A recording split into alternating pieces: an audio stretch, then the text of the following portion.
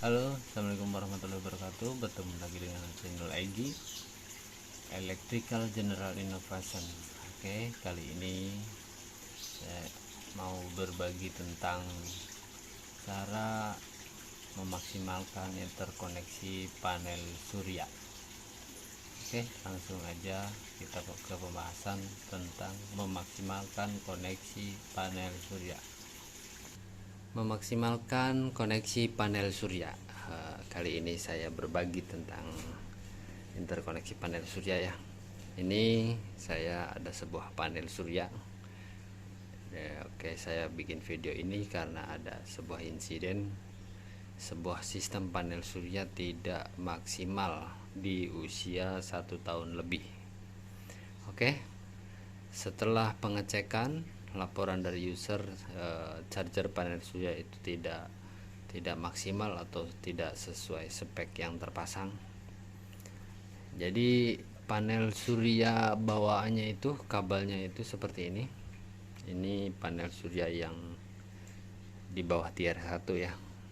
Kalau yang tier 1 mungkin lebih bagus, tapi untuk di bawah tier 1 juga ini bisa masuk kategori bagus dengan catatan mengganti kabel panel suryanya, karena kabel panel surya yang di bawah tier 1 itu masuk kategori kurang bagus ya.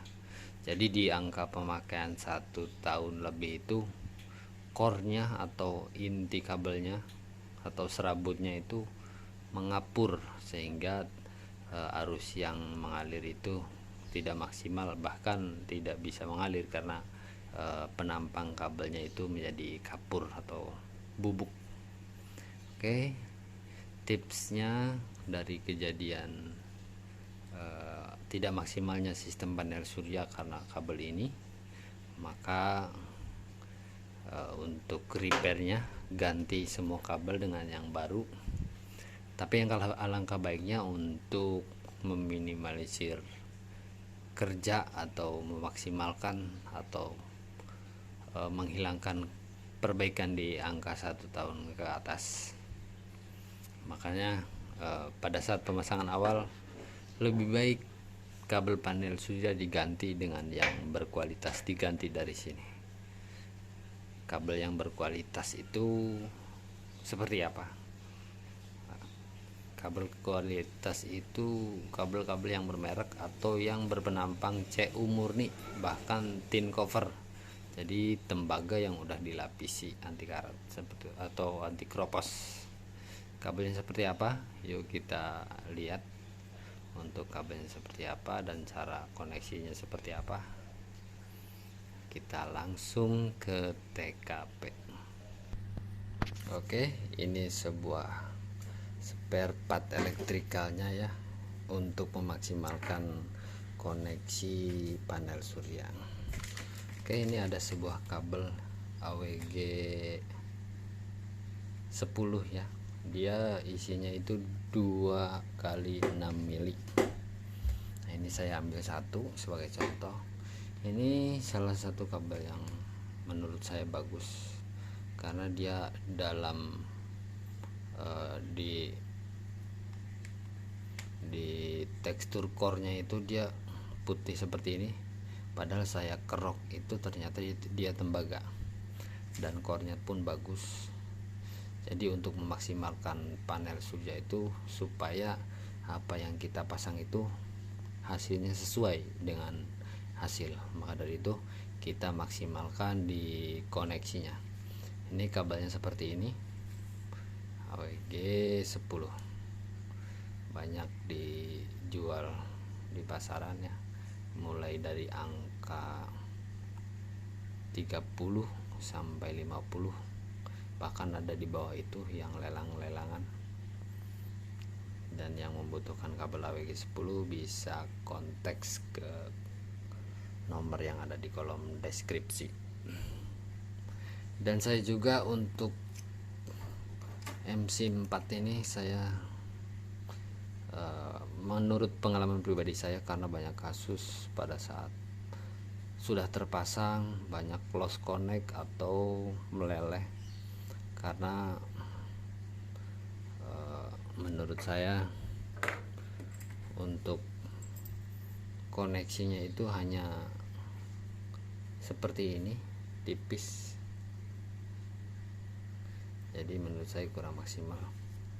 Maka dari itu saya melakukan penggantian kabel bawaan panel surya. Saya copot, terus saya ganti dengan AWG 10 ini.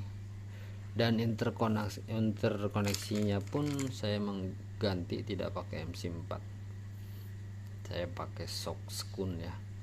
Jadi dia untuk penyambungannya lebih kuat dan lebih kokoh. Memang tidak mudah dibongkar atau susah untuk dibuka ya, harus dipotong. Tapi tujuan kita untuk memaksimalkan interkoneksi panel surya. Karena ya sekali lagi, menurut pengalaman saya di lapangan sebagai installer panel surya, kalau menggunakan MC4 itu banyak gagal, banyak meleleh, entah itu kurang presisi ataupun dari material sendiri yang sangat tipis ya, hanya mengandalkan koneksi seperti ini.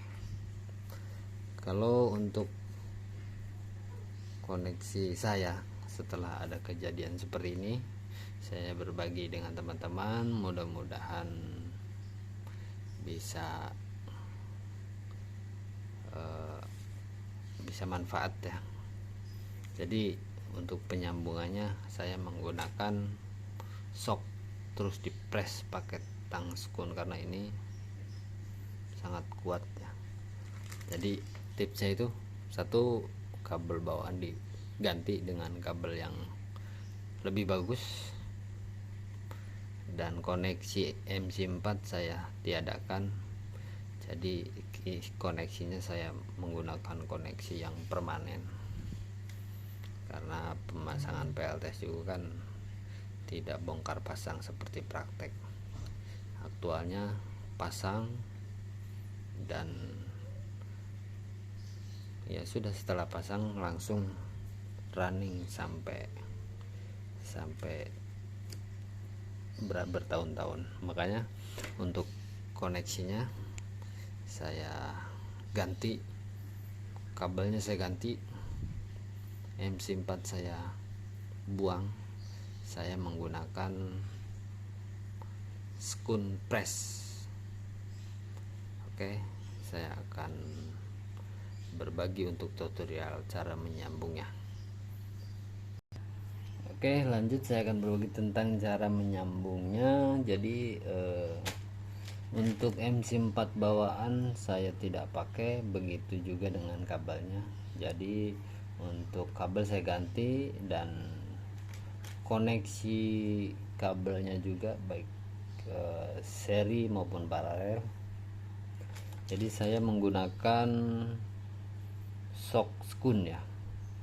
Jadi lebih kuat, lebih handal, karena sesungguhnya interkoneksi yang bagus itu tidak semata dari brand ternama atau merek material yang terkenal, atau merek material yang benar-benar bagus.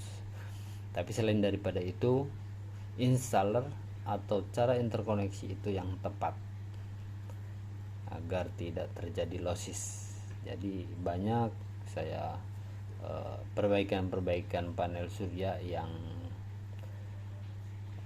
job-job daripada orang lain yang bermasalah. Ada konsumen mengeluh, saya pasang 3 kW tapi produksi hanya mentok di 1 kW. Setelah saya melakukan evaluasi dan perbaikan di lokasi, ternyata MC4 semua meleleh dan ada yang lost connect, dan ada juga kabel yang rapuh. Saya rekomendasikan, saya berbagi, saya usulkan teman-teman untuk installer PLTS demi terjalannya sistem PLTS yang lancar. yaitu memaksimalkan interkoneksi. Jadi sebuah kabelnya pun diganti pakai yang bagus, karena lifetime daripada PLTS itu targetnya itu di bertahun-tahun. Jadi kabel dari panel surya saya semua ganti.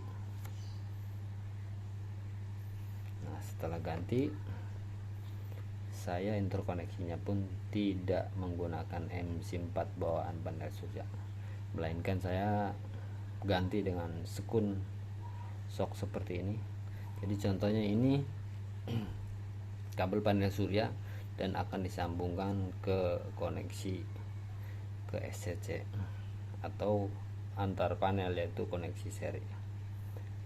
Atau jadi kabel dikupas sesuai panjang ukuran daripada sekun shock ini, dimasukkan seperti ini, dan satu lagi dimasukkan juga. Nah, setelah itu titik ini kedua-duanya itu di press dengan tang press sehingga sangat kuat. Jadi bisa dipastikan lebih kuat daripada MC4. Karena apa? Karena terutama untuk instalasi PLTS skala besar itu arus yang akan melewati kabelnya itu besar. Jadi diharapkan untuk interkoneksinya jangan sampai losses, berbahaya, apalagi sampai terjadi ARC atau gagal connect, jadi bisa menyebabkan kebakaran. Oke, seperti ini ditang press. Setelah di press bisa diisolasi ataupun lebih bagus pakai string atau isolasi bakar terkenalnya ya. Oke, material seperti ini, shock sekun ini banyak di toko-toko listrik ya. Harganya pun variatif. Ada yang murni CU, ada yang alloy, ada yang besi. Saya rekomendasikan lebih bagus pakai CU yang udah ada chrome-nya seperti ini. Ini CU. Saya cek, saya kikir dia berwarna tembaga. Jadi setelah diinterkoneksi, dipres, dibungkus pakai isolasi bakar. Hasilnya pun setelah saya melakukan perbaikan di lapangan, hasilnya sangat-sangat memuaskan. Waktu itu saya perbaikan di sistem panel surya merek tertentu ya, di bawah tier 1. Tapi alhamdulillah setelah melakukan interkoneksi seperti ini, memaksimalkan interkoneksinya, bisa mencapai 90% dari data spek. Waktu itu saya perbaikan di 3 kW, total terpasang 3 kW. Itu hasilnya peaknya bisa mencapai 2,85 kW waktu itu saya ingat. Jadi ini tipsnya seperti ini. Dan jangan lupa untuk sebuah instalasi kita harus memahami tabel KH atau tabel kekuatan hantar arus. Jadi kita harus estimasi berapakah arus yang akan lewat kabel sistem panel surya ini. Jadi contohnya arus ini 5 ampere. Jadi pakailah kabel sesuai data atau sesuai tabel KH atau kemampuan hantar arus. Sudah banyak di media-media atau di Google, tinggal cari aja untuk standarisasi tabel KH. Nah, nanti di situ ada keterangan sangat jelas bahwasanya kabel ukuran sekian mili bisa dialiri arus sekian ampere seperti itu. Oke, hanya itu saja berbagi pengalaman apa yang saya lakukan di lapangan dalam sistem panel surya ini. Mudah-mudahan bisa bermanfaat. Oke, mohon dukungannya untuk mampir, like, komen, dan subscribe. Oke, sampai berjumpa lagi di video berikutnya meliput tentang elektrikal, berbagi tips-tips. Oke, wassalamualaikum warahmatullahi wabarakatuh.